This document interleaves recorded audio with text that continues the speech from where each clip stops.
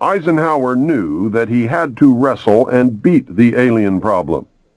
He knew that he could not do it by revealing the secret to the Congress. Early in 1953, the new president turned to his friend and fellow member of the Council on Foreign Relations, Nelson Rockefeller. Eisenhower and Rockefeller began planning the secret structure of alien task supervision, which was to become a reality within 1 year. The idea for MJ-12 was thus born. It was Nelson's uncle, Winthrop Aldrich, who had been crucial in convincing Eisenhower to run for president. The whole Rockefeller family, and with them, the Rockefeller empire, had solidly backed Ike. Eisenhower belonged heart and soul to the Council on Foreign Relations and the Rockefeller family. Asking Rockefeller for help with the alien problem was to be the biggest mistake Eisenhower ever made for the future of the United States and maybe for humanity. Within 1 week of Eisenhower's election, he had appointed Nelson Rockefeller chairman of a Presidential Advisory Committee on Government Organization. Rockefeller was responsible for planning the reorganization of the government, something he had dreamed of for many years. New Deal programs went into one single cabinet position called the Department of Health, Education, and Welfare. When the Congress approved the new cabinet position in April 1953, Nelson was named to the post of Undersecretary to Ovida Culp Hobby. In 1953, astronomers discovered large objects in space which were tracked moving toward the Earth. It was first believed that they were asteroids. Later evidence proved that the objects could only be spaceships. Project Sigma intercepted alien radio communications. When the objects reached the Earth, they took up a very high geosynchronous orbit around the equator. There were several huge ships, and their actual intent was unknown. Project Sigma and a new project, Plato, through radio communications using the computer binary language, were able to arrange a landing that resulted in face-to-face contact with alien beings from another planet. This landing took place in the desert. The movie Close Encounters of the Third Kind is a fictionalized version of the actual events. Project Plato was tasked with establishing diplomatic relations with this race of space aliens. A hostage was left with us as a pledge that they would return and formalize a treaty. In the meantime, a race of humanoid aliens landed at Homestead Air Force Base in Florida and successfully communicated with the United States government. This group warned us against the race orbiting the equator and offered to help us with our spiritual development. They demanded that we dismantle and destroy our nuclear weapons as the major condition. They refused to exchange technology, citing that we were spiritually unable to handle the technology we already possessed. These overtures were rejected on the grounds that it would be foolish to disarm in the face of such an uncertain future. There was no track record to read from. It may have been an unfortunate decision. A third landing at Muroc, now Edwards Air Force Base, took place in 1954. The base was closed for 3 days, and no one was allowed to enter or leave during that time. The historical event had been planned in advance. Details of a treaty had been agreed upon. Eisenhower arranged to be in Palm Springs on vacation. On the appointed day, the president was spirited to the base. The excuse was given to the press that he was visiting a dentist. Witnesses to the event have stated that 3 UFOs flew over the base and then landed. Anti-aircraft batteries were undergoing live-fire training, and the startled personnel actually fired at the crafts as they passed overhead. Luckily, the shells missed, and no one was injured.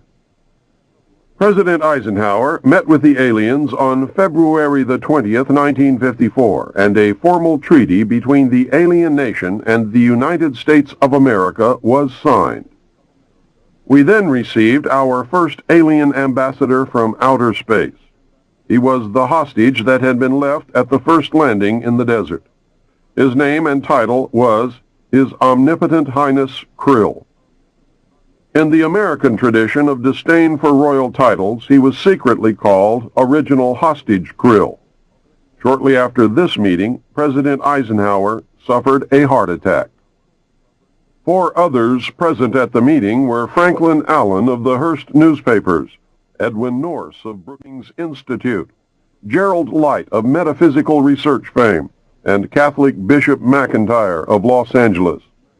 Their reaction was judged as the microcosm of what the public reaction might be. Based upon this reaction, it was decided that the public could not be told. Later studies confirmed the decision as sound. An emotionally revealing letter written by Gerald Light spells it out in chilling detail. It reads, "My dear friend, I have just returned from Muroc. The report is true, devastatingly true. I made the journey in company with Franklin Allen of the Hearst papers and Edwin Norse of Brookings Institute, who was Truman's erstwhile financial advisor, and Bishop McIntyre of Los Angeles.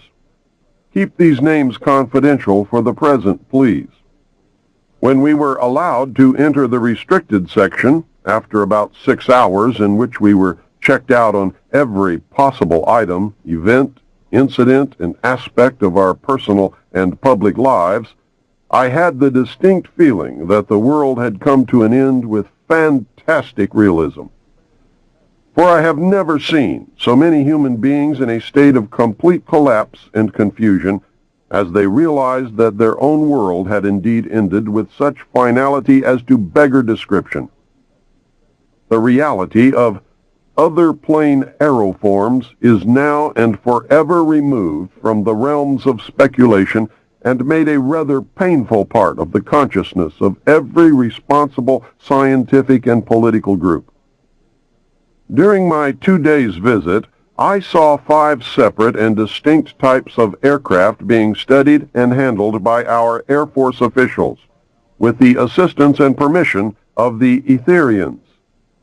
I have no words to express my reactions.